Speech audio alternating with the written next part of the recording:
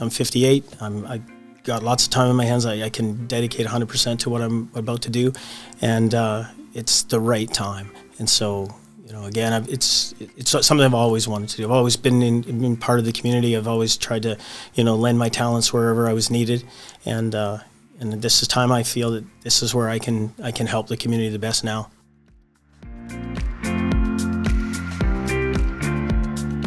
This episode of Bring Back the Porch, brought to you by Bernie Leahy, River Street Realty. Let's get you home.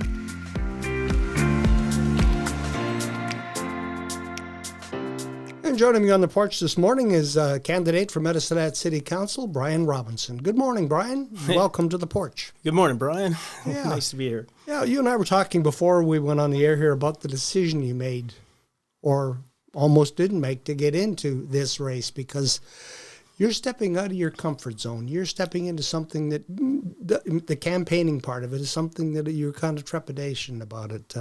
How's it been going? It's been going great, and you're right. It was had to make a big decision. I knew I wanted to do the job, and I know I can do the job. But it's the campaigning is a total new adventure that I wasn't sure about. It's almost like a popularity contest. It is, yeah.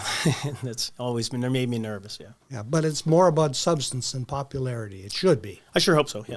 Yeah. How's the reception been on the doorsteps? You've been doing a lot of door knocking?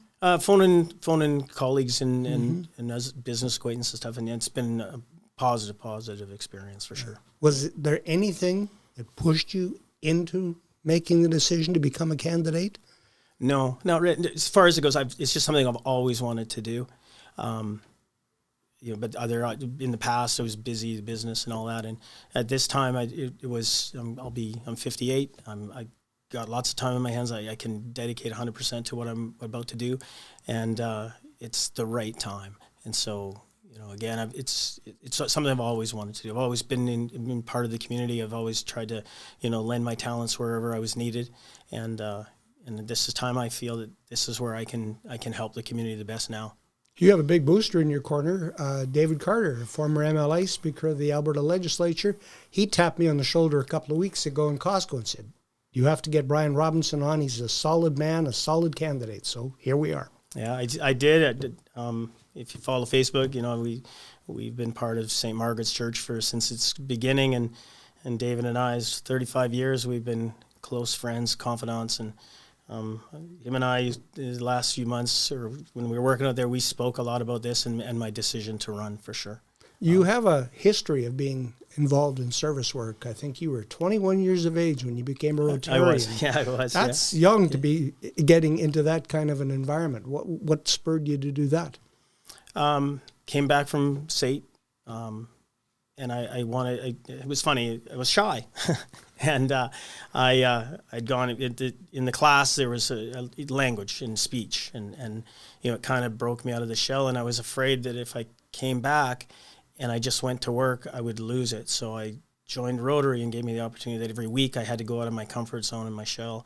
And so Rotary has been a big part of who I am and what I've done. And as we grew as a business, you give your time, your talent, and your treasure wherever you can when you're in a service club or that. And I was able to, put my company and my talents, and we did things like, the Saamis Rotary Park, and we E-Waste Roundup. I've been the chair of E-Waste Roundup for 15 years. Those two things are really important to my decision.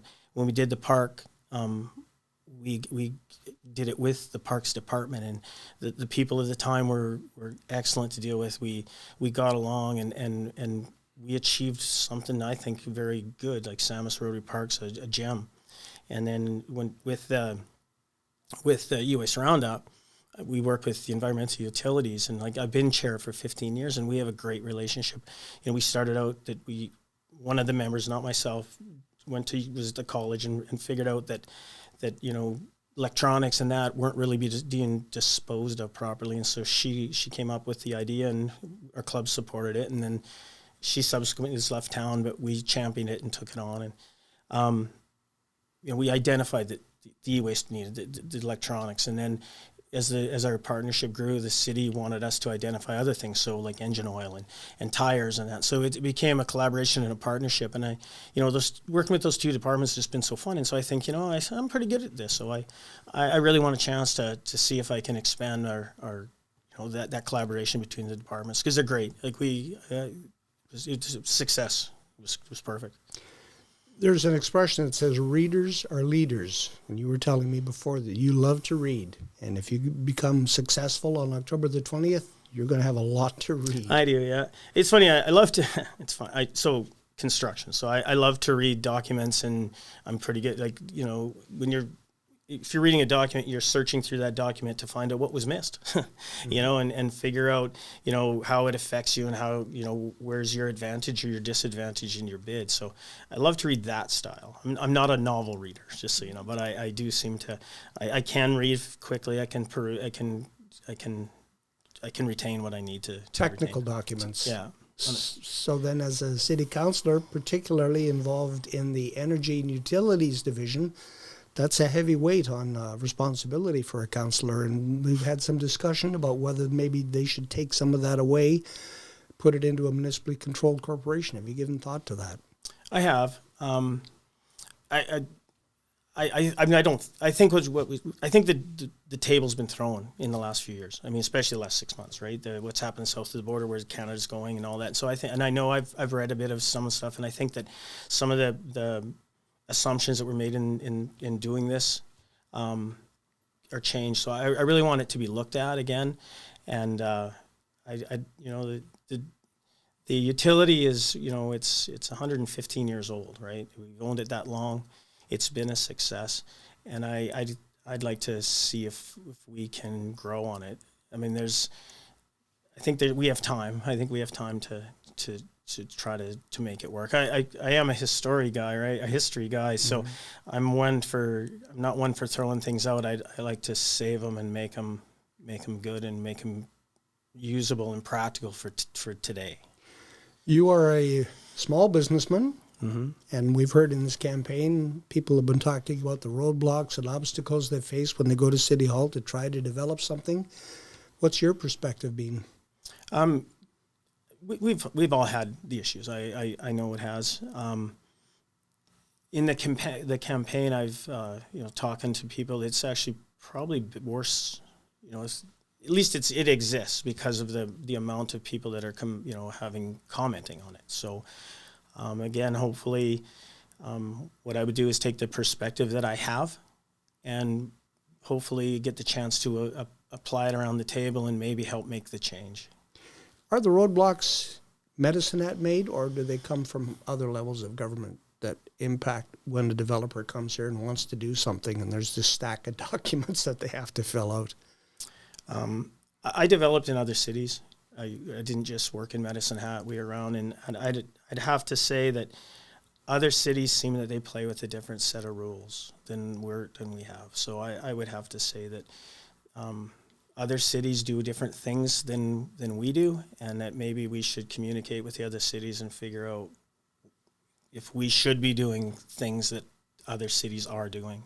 Mm-hmm. So yes, I think that there needs to be a change, yes. For years, we used to hear that it was the seniors in Medicine Hat that didn't want to see the city grow because that meant, that there would be more people and they liked the lifestyle. But yet, I think one of the key planks in your platform is growth. So how are we going to sort of make everybody happy? Well, from the business standpoint and from the people that I talk to, growth is, you can't just sit still. Like it doesn't work that way in business. If you go, this is how big I want to get, and I'm not going anymore. The reality in business is that you shrink.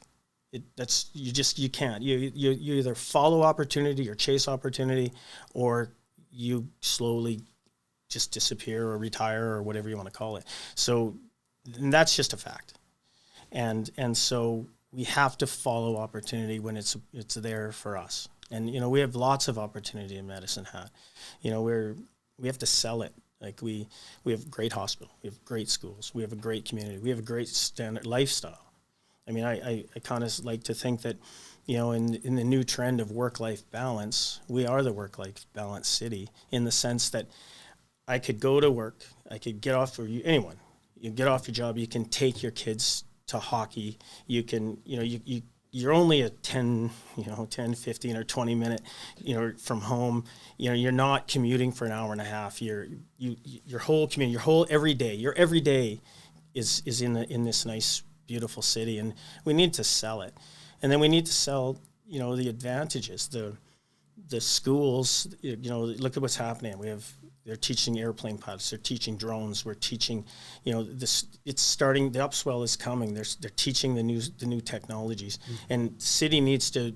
Are we there? Are we willing that when these kids are get they're growing? Can we let them develop here? Agri-foods, right? A combine or a tractor, and that looks more like a video game now than a tractor ever did, right? And drones, they're now using drones to spray fields. I mean, so when these technologies and when these things, are becoming stronger and stronger, and businesses want to set up to do that, are we going to be open for it? Are we going to say, yeah, come on, let's get it done. What can we do to help you? Let's get this happening. One of the things that happens if you are stagnant is that the youth, your children, my grandchildren have no opportunity in Medicine Hat. You were speaking earlier before we went on the air here that you came up, graduated I think in 1984, and you always saw opportunity there, but maybe that opportunity has disappeared. When do you think it kind of turned, and what do we do to bring it back? Well, I mean, I think we were lucky. I mean, from 84 on, it was pretty much, it was always a climb. Everything was always up. But I just think that we have to go back to where it was. We have to just sell ourselves better and be open for business and do what we can to encourage business. But I mean, let's be clear though. There's a lot of good things happening in Medicine. There's a lot of strong businesses in Medicine Hat. It's just that we need to enhance it by some new industry, some new opportunities, because they're the ones that keep the businesses that support them, like the hardware stores, the restaurants, the bearings, the mechanics, and you need kind of that rotation of new to keep the old here, so that they're there to support the existing, right? It's we do see some businesses closing up that are the people retire and they don't replace them, and that's bad, because people are going to have to go elsewhere to look for things, right? And so that's the growth we need. And maybe a bigger industry, it would be nice somewhere along the line. Yeah. We've had candidates here who've talked about, it's nice to try to attract new industry, but maybe we need to pay more attention to those who are here, those who are paying taxes right now. As a small businessman, do you feel you get support from the city of Medicine Hat on a regular basis?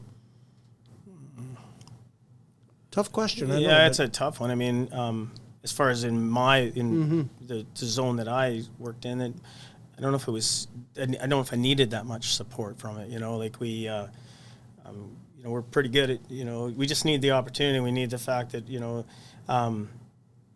if something new wants to come in, like especially in our construction industry, you want the growth, because, you want to build the foundation. Like I was a foundation contractor, so you want to build the foundation for that new business, so, that helps it grow. But, homes, like even homes, like, we're having building a lot of homes lately and things like that. So, I mean, all of these things are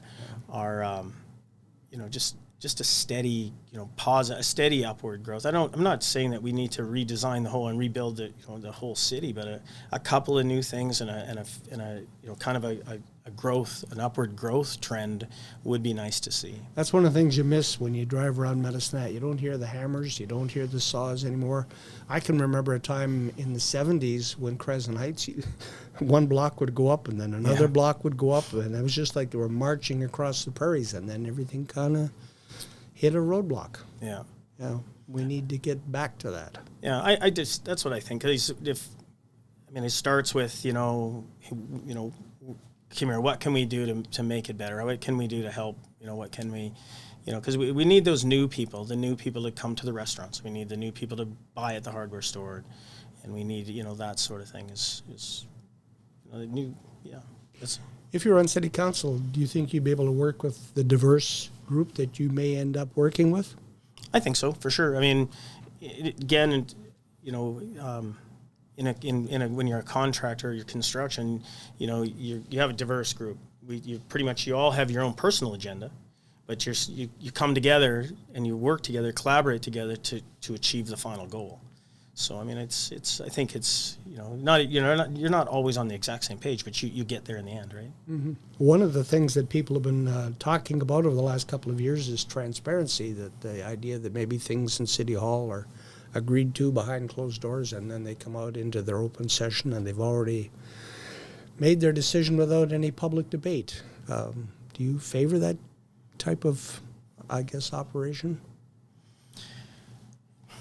I don't know. I think that one's another hard one. I think that once you get to the table and you get to that level and you see both sides of it, you probably have oaths that you take and things that, you know, for protection. Mm-hmm. I mean, in the early days, the old guys who taught me would say, you know, the heart and soul of your business is its secret, right? And I don't mean that in a bad way. I mean it that, you know, some things that you know, I just don't know. Some transparency is good and some is not. I mean, I don't know. I mean, it's really a complex issue. I mean, you have, you know, obviously you have oaths, you have mm-hmm. confidentiality, you have these things that you have to deal with. And, you know, and I'm not one that's, you know, I'm not an advocate of just walking up and throwing the table over. So no. Yeah, so from the outside, it may look one way, but once you get, you know, into the inner circle, you can see the reasons why there's some things. That's what I mean. You gotta. Yeah. I think that, like I said, I'm not one that's going to go and just throw the table. Like it's not.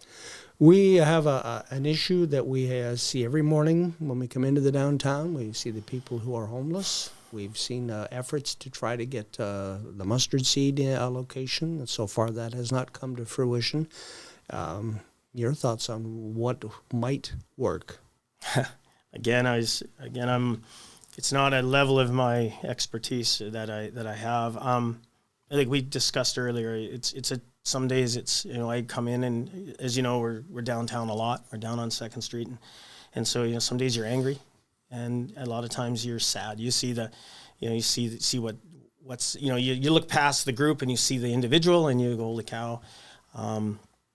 So I would, again, hopefully we're electing a 9 table of 8, you know, and through that we can come up with, you know, a solution that's for Medicine Hat. On my basics, so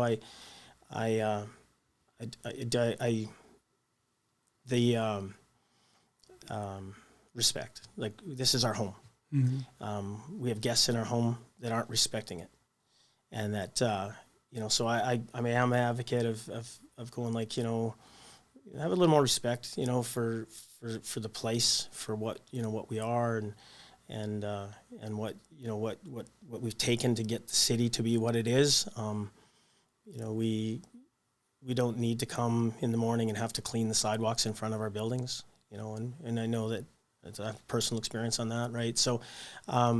But the agencies that are, you know, that are tasked with this problem or this condition is, you know, we need to support them, work with them, and try to figure it out. I mean, I get it that no one wants this in their neighborhood, but it's worldwide. This isn't a Medicine Hat problem. It's all over the world.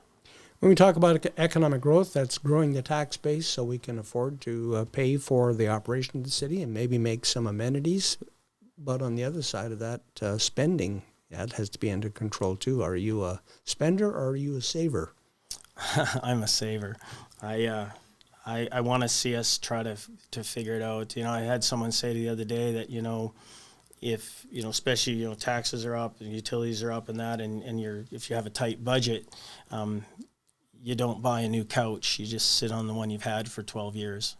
And I think that makes sense. That it's, you know, we know that it's, at least at this election, at this point in time, it seems to be it's a big issue. It's important to everyone. And I think we just stick with the old furniture we got and try to manage it and try to find some savings and see if we can run some operations better and do it better. And I'd like to hope that the staff is wanting the same thing. I mean, they still pay utilities, they pay taxes. We're all in the same boat. And if we can do it more efficient, do it better, That's what I'd like to see for sure. Big ticket item is the Saamis solar project. The city has dipped its toes into that. And do you think that's something that should continue, or would you like to see the city divest itself of that?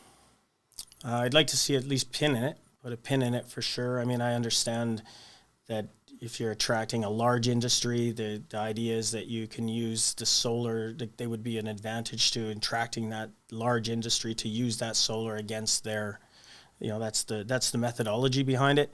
And but I mean, I also know that in our area, look at night, those flashing red lights, we have a lot of capacity being generated already. So as far as on the basis of capacity, I don't think so. I think we should put a pin in it, but you'd have to show the really good case of what is it the advantage to the citizen, what is it really going to do for us. So I'm a put a pin in it the type of guy. Okay. Talked about the old couch and the new couch. Old couch, I guess, would be some of our recreational facilities that are aging. Yeah. There's talk about a new Southside Recreation Center. Would you vote yes or no on that? Probably at this time, with the proposed 3.5% to 5% tax increase, with the conversation that we have around these tables and stuff, I said again, I'd be a hold off on it person right now. We need to, if we're being honest about, we want to save ourselves money. Are we about saving a budget? Are we about trying to find efficiencies? Are we about making it better for the citizens on their pocketbooks right now? Then I think a 3 to 5% increase is probably not the way to be talking. Okay, and another organization with their hat in their hand is the Medicine Hat Exhibition and Stampede. They've come to City Hall a couple of times and they've been sent back to do some more work. If you were on council and they came in and said, we need this money to expand and to enhance our grandstand, what would your vote be in the council on that? Other things that I'd use as a guide would be what other sources of funding are you looking for? Where have you coming at it? What other work have you done? What have you done? It's something that I know about. That we doing it. We look for grant funding and things like that, and not so you can't come for the whole amount. If it's a levered and a balanced approach, or if it's not too much, if it's a percentage that's reasonable, and then you can prove out that it's going to send a really good benefit to the citizens, and I think I'd probably support it. Okay, your campaign literature looks very familiar. It looks like something that the progressive conservatives used to use in Alberta back in the day. Was that by choice?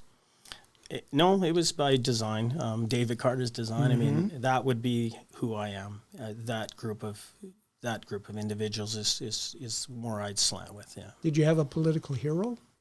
David Carter. David Carter is your political hero. Yeah. So then that would fold into Peter Lougheed. That group of guys. I mean, again, back in the times we lived, that group of even Jim Horsman as well. All those guys were, they were in a time of the greatness of Alberta, for sure, of the beginning of greatness. Yeah. What do you think made them successful? What was the key trait that put them in control of Alberta? They worked hard for it. They got down there and they got it. They wanted it to work, and they made it work. They worked hard, and that's what I hope to do too, is work hard and make what I've been telling you and make what I believe work. Yeah. Listening, I think, is a key skill as well. Yeah. Is that something that you are prepared to do, or are you going to tell people what you think? I don't know everything. I have to read and figure it out, so I like to listen to what's going on as well, and kind of balance what I read and what I hear, and then come with a decision that way, for sure. Yeah. Okay. You are a candidate for Medicine Hat City Council. You have the opportunity here now to convince people to put their X or their, I guess you've got the check mark on your vote here, but mark a ballot in favor of Brian Robinson. So why should I vote for Brian Robinson? Well, again, like this piece of paper says, I wasn't born here. I came here when I was 4 years old, but Medicine Hat's my home. Every opportunity that I've had, I've done to hopefully make Medicine Hat a little bit better. It's something I've carried, throughout my life, and I didn't want to ever be anywhere else. I was in Calgary for a couple of years to school, and I wanted to be back here. This is where I meant to live, and so right now, I ran a business. I raised 4 children. I've had a great life in Medicine Hat, and now I have the time and the effort and the energy that I want to give it towards to take the same thing that made us who I am. I want to take it to council, and I want to be a voice. I want to say something. And hopefully I can say something and I can do something. Brian Robinson, candidate for Medicine Hat City Council, October 20th. Thanks for the visit. Thanks, Brian.